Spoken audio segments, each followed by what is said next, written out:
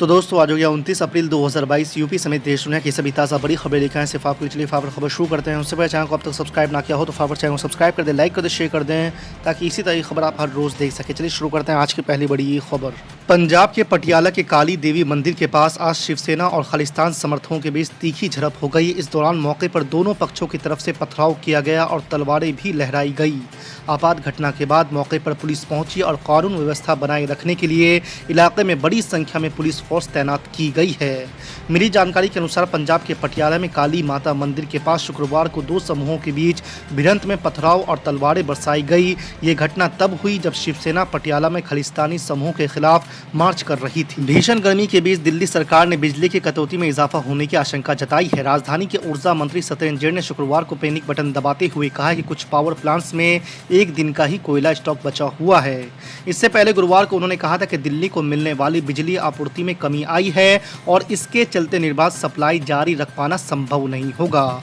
उनका कहना था कि यदि दिल्ली को मिलने वाली बिजली की सप्लाई में यदि कमी जारी रही तो फिर मेट्रो और अस्पतालों के संचालन में भी समस्या आ सकती है। कांग्रेस पार्टी ने सरकार पर लगाया 4600 करोड़ के दाल घोटाले का आरोप। जी आपको बता दें, कांग्रेस ने बीजेपी सरकार पर गरीब परिवारों और सेना को दी जाने वाली दाल में भ्रष्टाचार का आरोप लगाया है।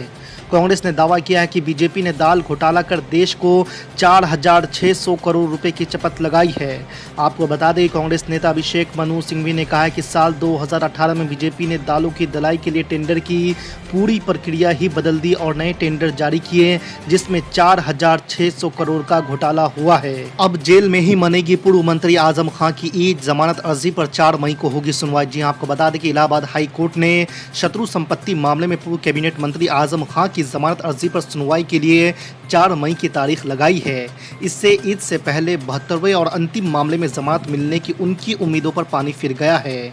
आपको बता दें कि शत्रु संपत्ति मामले में जमानत अर्जी पर सुनवाई पूरी हो चुकी है, लेकिन गुरुवार को राज्य सरकार ने कुछ अन्य तथ्य पेश करने के लिए अर्जी दाखिल कर समय मांग लिया है। इस पर कोर्ट ने सुनवाई के लिए 4 मई की तारीख लगा दी है। रक्षा मंत्री राजनाथ सिंह ने कहा है कि यूक्रेन के संकट से हमें शिक्षा लेनी चाहिए और रक्षा मामले में आत्मनिर्भर बनना चाहिए। उन्होंने कहा है कि रूस और यूक्रेन के बीच चल रहे युद्ध ने ये बात स्पष्ट कर दी है कि दूसरे पर निर्भर रहने से संकट टाला नहीं जा सकता। आपको बता दें कि नौसेना के टॉप ब्रोस को संबोधित करते हुए रक्षा मंत्री ने कहा कि भारतीय नौसेना को हर क्षण तैयार रहने की जरूरत है। राजनाथ सिंह ने कहा कि देश रक्षा उपकरण निर्माण के मामले में आत्मनिर्भर होने की ओर कदम बढ़ा चुका है और आने वाले समय में यही हमारी सबसे बड़ी शक्ति होगी। आरएसएस प्रमुख मोहन भागवत ने गुरुवार को एक कार्यक्रम के दौरान कहा है कि हिंसा से किसी को फायदा नहीं मिलेगा। उन्होंने कहा है कि ज़रूरत इस बात की है कि हर समाज के लोगों को साथ लाया जाए जिससे इंसानियत बची रहे। आपको बता दें कि मोहन भागवत का यह बयान ऐसे समय पर आया है जब रामनवमी और हनुमान जयंती पर लगभग देश के आधा दर्जन राज्यों में सांप्रदायिक हिंसा की घटनाएं हुई है, जिनमें बीजेपी शासित मध्य प्रदेश और गुजरात भी शामिल है। गैर बीजेपी शासित राज्यों पर पेट्रोल डीजल की बढ़ती कीमतों का ठिकरा फोड़ने को लेकर पश्चिम बंगाल की मुख्यमंत्री ममता बनर्जी ने केंद्र सरकार पर पलटवार किया है। मुख्यमंत्री ममता बनर्जी ने कहा कि केंद्र की नरेंद्र मोदी सरकार कभी असल मुद्दों पर बात नहीं करती।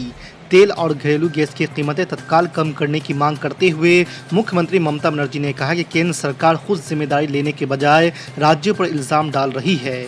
सीएम ममता बनर्जी ने कहा है कि मैं चाहती हूं कि घरेलू गैस और एलपीजी के दाम तुरंत कम हो। राजधानी दिल्ली में कोरोना के नए मामलों में वृद्धि जारी है और लगातार 7वें दिन 1000 से अधिक मरीज सामने आए हैं। गुरुवार को दिल्ली में कोरोना वायरस संक्रमण के 1367 नए मामले सामने आए, जबकि 2 मरीज की मौत हो गई। आपको बता दें कि इस अवधि में संक्रमण दर 4.62% दर्ज की गई है। उत्तर प्रदेश में धर्मस्थलों से 72 घंटे के भीतर 11000 से अधिक लाउड स्पीकर उतारे जा चुके हैं, तो इससे कई अधिक की आवाज को धीमा कर दिया गया है। यूपी सरकार के इस कदम की लाउड स्पीकर विवाद को जन्म देने वाले महाराष्ट्र नवनिर्माण सेना के प्रमुख राज ठाकरे ने भी तारीफ की है। इस बीच समाजवादी पार्टी के अध्यक्ष और नेता प्रतिपक्ष अखिलेश यादव ने तंज कसते हुए कहा है कि सरकार ने धर्मस्थलों से उतारे गए लाउड स्पीकर की संख्या तो बता दी, लेकिन ये कब बताएगी कितने बेरोजगार को रोजगार दिया। आज अल्हम्दुलिल्लाह मजलिस इत्तेहादुल मुस्लिमीन का परचम न सिर्फ सरजमीन दखन पर बल्कि महाराष्ट्र की सरजमीन में, कर्नाटका की सरजमीन पर, उत्तर प्रदेश में, बिहार में, झारखंड में मजलिस अपना परचम लहरा चुकी है। मजलिस अपने सियासी वजूद का एहसास दिला चुकी है। हाँ, असेंबली के इलेक्शन में हमको कामयाबी नहीं मिली, इसकी मुझे कोई फिक्र नहीं है। आज नहीं मिली, कल मिलेंगी, मगर जो लोग लड़ने से डर जाते हैं वो जिंदगी में कभी कामयाब नहीं हो सकते। तो हमको एक मकसद के तहत अपनी सियासी जद्दोजहद को जारी रखना है। हमारा एक मकसद है, हमारे एक सोच है, और उसके तहत हम काम करते आए और काम करते रहेंगे। इलेक्शन नहीं लड़ेंगे तो फिर अपनी आवाज़ कैसे पहुंचाएंगे? मजलूमों की फरियाद कौन सुनेगा? और जमहूरियत की तल्ख हकीकत यह है कि जिस किसी के नुमाइंदे होंगे उन्हीं की आवाज़ को सुना जाएगा। मैं बार बार इस बात को दोहरा रहा हूँ, किसी हद तक मजलिस के पैगाम को कबूल किया गया, किसी हद तक लोग समझ नहीं पाए, आज नहीं समझे कल समझेंगे। मगर मैं उन लोगों को एक बात कहना चाहूँगा जो मजलिस पर उंगलियाँ उठाते हैं, आप उंगलियाँ उठाओ, पत्थर फेंको, गोलियाँ चलाओ, हमको ख़त्म भी कर दो, मगर याद रखो ये हमारा अज़म है, ये हमारा पैगाम है, और हम अपने मकसद में ज़िद के साथ आगे बढ़ेंगे। मजलिस इत्तेहादुल मुस्लिमीन किसी सियासी पार्टी को जिताने का या हराने का ठेका हमने नहीं लिया है। हम अपनी पार्टी को कामयाब करना चाहते हैं, और हम ये समझते हैं कि मजलिस की कामयाबी से मजलूमों की, अक़लियतों की एक आवाज़ और उन पहुँचेगी, उनकी हिम्मत और हौसले बुलंद होंगे, और किसी हद तक उनसे इंसाफ भी किया जाएगा। तो ये हमारी कोशिश है, और हम इस कोशिश में मेरी आपसे गुजारिश है कि आप दुआ करते रहिए और मजलिस को मजबूत करते रहिए। और इंशाअल्लाह ताला हो सकता है कि असम्बली के इंतखाबात आइंदा साल, उसका मुकर्रर वक्त दिसंबर है। अब नहीं मालूम कि यहाँ की रियासती हुकूमत कब कराना चाहती है।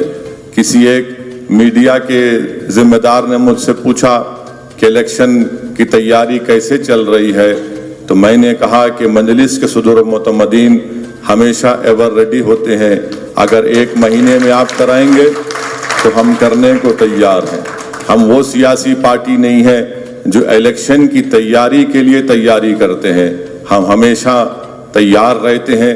हमारे अराकीन बल्दिया, अराकीन असम्बली, सदर मुतमदीन, मुहिबान मजलिस हमेशा आवाम के दरमियान में रहते हैं, और हमको अपनी इस काम को और तेज़ी से करने की ज़रूरत है।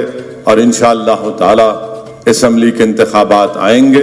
बहुत से लोग बहुत सी बातें कर रहे हैं, बाज़ लोग कम अक़ल हैं तो अपने अक़ल के लिहाज से अपने अपने तज्ज़ियों को पेश करते हैं, मगर मुझे अल्लाह की